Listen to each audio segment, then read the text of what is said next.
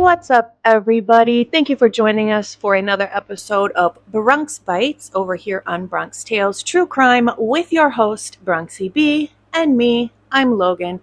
Thank you for joining us. So we have a Bronx Bites episode with just a few points I want to make in the IDAHO4 case, and today we are going to just jump right into it. So let's look at this video. This is a news reporter in front of 1122 King Road from the very beginning of this case. And doing everything they can, including talking to neighbors. I talked to some neighbors who live nearby here too, John, a few hours ago. They told me something that was pretty interesting. We've been talking about that back sliding door so much, but the front door, I'm told by a neighbor who walked by that morning, he was coming back to his apartment, was wide open around 8:39 a.m. He told me that he gave that information to investigators, but we hadn't heard too much about that front door, and around 8:39 a.m. would have been a pretty good amount of time before police ever got the call that those students were dead inside. John.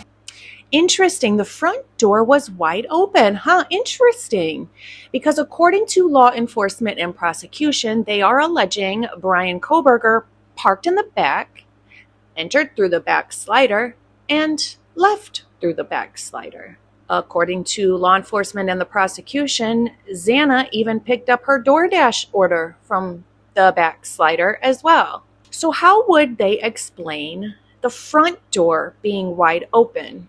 Who entered or exited through the front door? Well, in our opinion, this would prove there was more than one perp, right?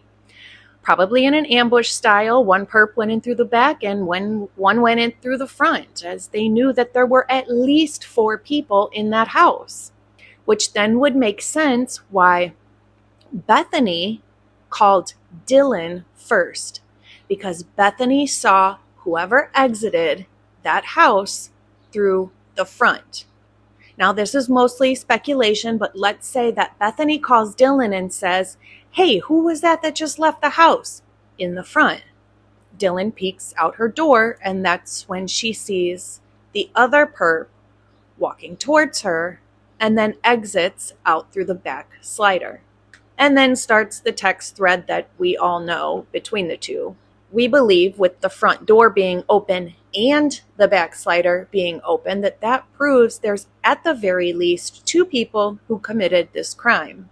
And the second point we would like to make is that to this day, nobody knows the timeline for Xana and Ethan. And if nobody in the house saw Xana and Ethan, and only Xana was able to be seen passed out on the floor, and we've been told that Ethan was eventually found in the bed and not able to be seen from the point of view of the roommates or their friends as they approached the door, how did they even know Ethan was there? In the 911 call, Hunter knocks on the door or the wall or whatever and says, "Ethan, Xana." If they don't know what time Xana and Ethan even got there, and Ethan didn't live there, how would they know Ethan was even there to begin with? Unless, of course, they saw into that room, which then they would have been able to see all the BLOOD. The BLOOD on the floor, the walls, the ceiling, and everything in between.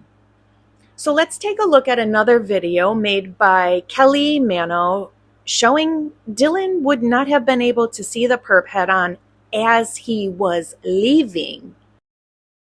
We know that the killer was not walking straight at her because there's literally an oven across from her bedroom. So he either came down the stairs from her left or from the living room on her right. If he came down the stairs from her left, this is her bedroom door open, he would have hung a really sharp left and exited those sliding glass doors, which means she never would have really been in his direct eyesight.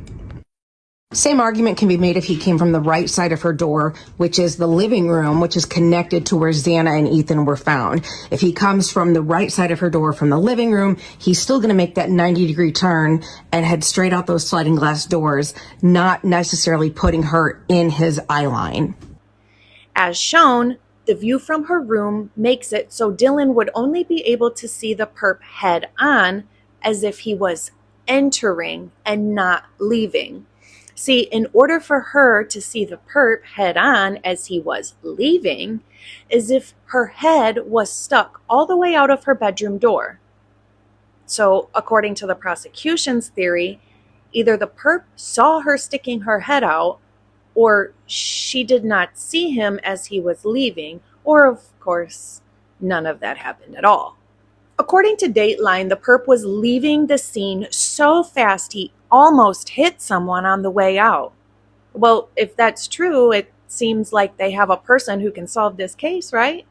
Because that person who was almost hit would be able to say exactly what car that was and be able to tell us what the person driving looked like and if there was only one person in the car.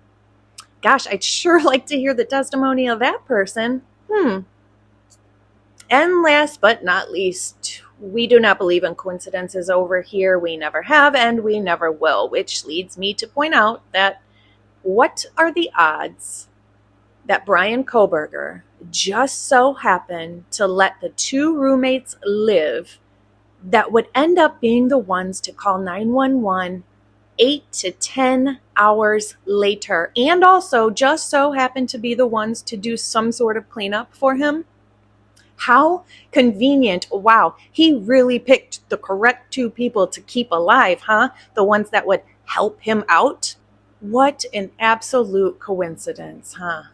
Thanks for joining us on Bronx Bites over here on Bronx Tales. I hope everybody has a fabulous, safe weekend, and always do something nice for yourself today. Be kind, but more importantly, be kind to your dog. Bye, guys.